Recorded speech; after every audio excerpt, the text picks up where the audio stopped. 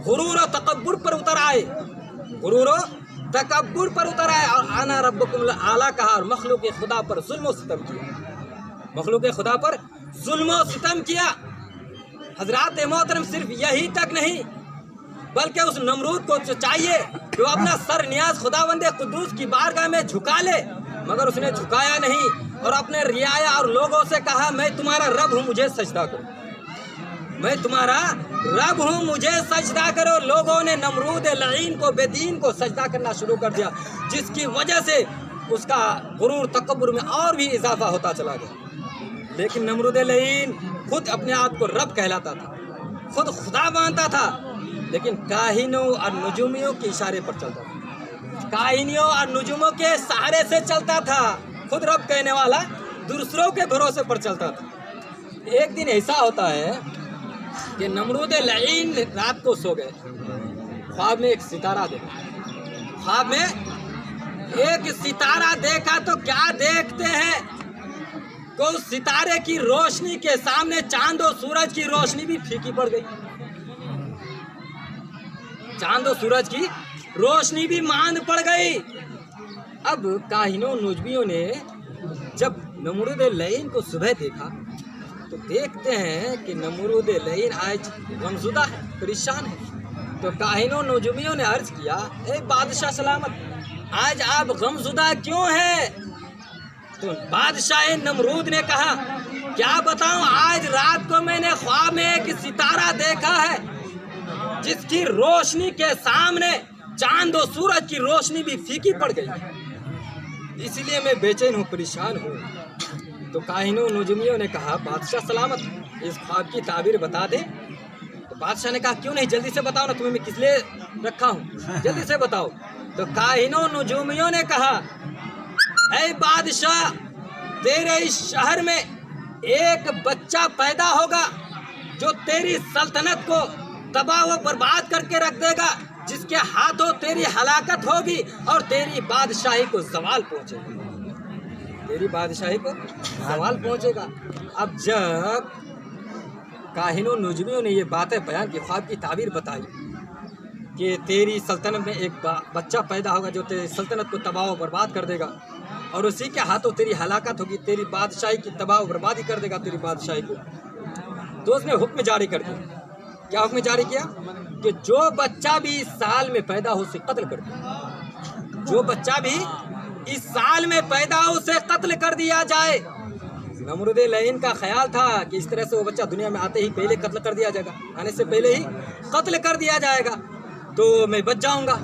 मगर मेरे दोस्तों बुजुर्गों, नमरूद लईन को मालूम नहीं, उस जालिम को पता नहीं कि जिसकी हिफाजत खुद रब्बे कायनात फरमाए, फानूस बन के जिनकी हिफाजत हवा करे, वो शम्मा क्या बुझे जिसे रोशन खुदा करे। तुम मार सकते हो, हाँ, जिसकी हिफाजत खुद रब्बे कायनात फरमाए उसे कौन मार सकता भाई। अब उसने तो ये ऐलान कर दिया। अच्छा, आम औरतों के पेट में अगर बच्चा है तो पता चल जाता है, पेट उड़ी हुए मालूम होते, लेकिन अल्लाह के नबी माँ के पेट में भी है तो हिफाजत नहीं। सुभान अल्लाह। पूरा बिल्कुल 8-9 महीने हो गए, नमरूद ने तो ये पहरा लगा दिया और सबको कह दिया कोई मर्द अपने औरत के पास, अपनी बीवी से के पास ना रहे, अलग रहे।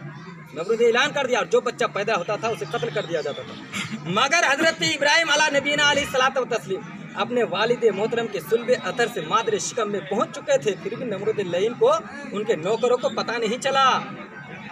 अब जब वक्त विलादत करीब आया, जब वक्त विलादत करीब आया तो हजरत हाजरा ने, हजरत सानी है, हजरत इब्राहिम के वालदा का नाम सानी है, बाप का नाम तारिक। तो हजरत सानी ने सोची कि अगर मुझे कोई देख ले पैदाइश के वक्त तो मेरी आंखों के सामने मेरे बच्चे को कत्ल कर दिया जाएगा तो मेरे दिल में क्या गुजरता है। तो एक वादी में चल दिए, एक जंगल में चल दिए, गार में चल दिए। अल्लाहु अकबर। हजरत इब्राहिम अला नबीना अलैहिस्सलातु व तस्लीम एक गार में पैदा हुए, जिसको हम कहते हैं गढ़ा। ایک غار میں پیدا ہوئے، اللہ اکبر، اتنے حسین و جمیل خوبصورت بچے پیدا ہوئے کہ ماں دیکھ کر خوشی کی انتہا نہ رہی۔ ویسے ہی تو ہر عورت کو اپنے بچے سے محبت ہوتی ہے، مگر جس بچے کے پیشانی میں نور محمدی چمک رہا ہو اس ماں کو کیوں نہیں خوشی حاصل؟ جس بچے کے پیشانی میں نور محمدی چمک رہا ہو اس ماں کو کیوں نہیں خوشی حاصل ہوتی؟ بچے کے ساتھ ماں نے بہت پیار کیا، دودھ پلایا۔ اب سوچنے پر مجبور ہو گئی، اگر میں اسی طرح سے یہی کھڑی رہ جاؤں گی ہو سکتا ہے کوئی دیکھ لے تو پھر میرے بچے کو مار دیں گے۔ اب وہ کیا کرتی ہے حضرت ثانی، اپنے بچے کو دودھ پلا کر اس گڑھا میں سلا دی، اس گڑھا میں لٹا دیے، اللہ اکبر، اور گھر کی طرف لوٹنے لگے۔ اب بتاؤ میرے دوستوں بزرگوں، ایسی اتنے خوبصورت حسین و جمیل بچے کو چھوڑ کر ماں اگر گھر کی طرف جائے، وہ بھی ایک جنگل میں، وادی میں، گڑھا میں، غار میں، تو ماں کے دل میں کیا کیفیت گزرتے ہوگی آپ کو پتا ہے؟ جس کے ساتھ یہ ہوتا ہے اسی کو پتا چلتا ہے۔ اب ماں اللہ اکبر مجبور ہے، گھر جانے کو ہے، کیا کرے؟ اگر یہاں رہوں گی کوئی دیکھ لے گا تو میری آنکھوں کے سامنے میرے بچے کو قتل کر دیا جائے۔ ماں گھر کی طرف چلی گئی، ماں روتی ہوئی چلی گئی۔ اللہ اکبر، کتابوں میں آیا ہے میرے دوستوں بزرگوں، کئی دن گزر گئے۔ اب گڑھا میں اکیلا ہے، جنگل میں، بچہ کو غار میں سو کر سلا کر لٹا کر چلی آئی۔ کئی دن کے بعد، کوئی کہتا ہے کہ 3 دن کے بعد، حضرت ثانی اس غار کی طرف روانہ ہوتی ہے۔ کوئی ایسی ماں ہے جو بچے کو چھوڑ کر رہ پائے؟ ہے کوئی اس دنیا میں؟ میرے دوستوں بزرگ، کتنی بڑی افسوس کی بات ہے۔ دیکھیے حضرت ثانی 3 دن کے بعد پہنچتی ہے تو کیا دیکھتی ہے کہ اس گڑھے کے چاروں طرف شیر، چیتے، بھیڑ کھڑے ہیں، چاروں طرف شیر، چیتے، بھیڑ کھڑے ہیں۔ حضرت ثانی نے سوچی کہ شاید کہ میرے بچے کو کھالی ہے۔ اللہ اکبر، اللہ کے نبی کی حفاظت دیکھو میرے دوستوں بزرگوں۔ اللہ تبارک و تعالیٰ نے حضرت ابراہیم علیہ نبینا علیہ الصلوۃ والتسلیم کی والدہ محترمہ کو ہمت و جوامردی عطا کی۔ حضرت ثانی جوامردی کے ساتھ، ہمت کے ساتھ، حوصلے کے ساتھ اس غار کی طرف بڑھتی ہے تو کیا دیکھتی ہے کہ شیر، چیتے، بھیڑ اس بچے کو نہیں کھائی، بلکہ شیر، چیتے، بھیڑ بھی اس بچے کے لیے حفاظت کے لیے کھڑے تھے۔ اس بچے کی حفاظت کے لیے کھڑے تھے۔ نبیوں کے لیے جانور بھی تعظیم کے لیے، اس کی جان بچانے کے لیے کھڑے ہو جاتے تھے، لیکن آج انسان ہو کر نہیں سمجھتے کہ نبی کا مقام کیا ہے۔ اور پھر دیکھیے 3 دن ہو گئے، کچھ تو کھائے نہیں، 3 دن ہو گئے کچھ تو کھائے نہیں، تو پھر کیا کھا رہے تھے؟ کیا کھا رہے تھے میرے دوستوں بزرگوں؟ سنیے، بس آٹا خود میں رکھا، 3 دن سے تو کچھ کھائے نہیں تھے، تو پھر کیا کر رہے تھے؟